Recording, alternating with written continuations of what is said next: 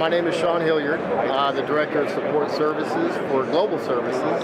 We're here at Trimble Dimensions 2014 introducing our new product, the L2P Learn to Protect. These are theft tracking devices that will be used to help with monitoring assets on the job site. These assets could be anything from job trailers, generators, things that are more frequently turn up missing. They can also be used to track your technology, such as total stations, so that in the event that they may come up missing, this device can help locate those. So I want to talk just a little bit about a couple of the devices that we have available today. So this device here is just released this week that we use for tracking anything that you want to stick to the side of a machine, a job trailer, skid steers, generators, something that could be stuck under somewhere, hidden out of sight. This thing actually runs on a lithium battery. This is the tracking device itself. Okay, so we use cellular AGPS technology. This device will alert you when it's moved. You can actually configure it to let you know how often to report its location. Once a day, once a month, however frequently you want to.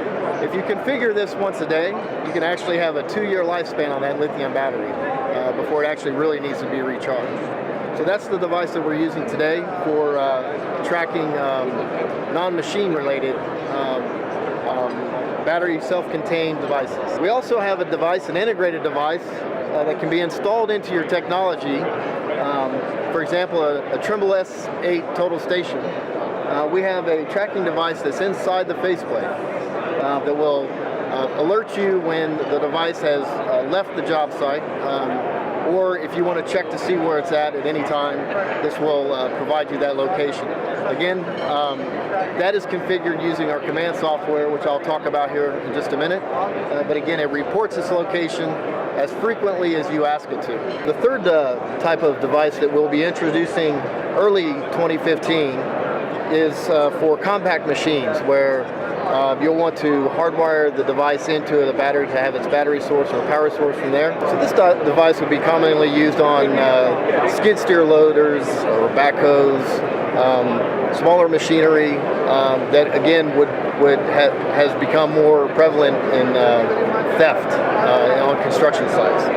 This again will be available to you in early 2015. Here we have what we call the lone worker device. This would be a great application for surveyors working solo out in the field. It's really for quality of life, really. Safety measures. If the worker was to become hurt, trip or fall or need assistance, they can press this number here for help. The device also will detect an impact. So if the worker happens to fall, maybe they're unconscious, the device will make that emergency call to the command center, alerting someone that someone needs assistance.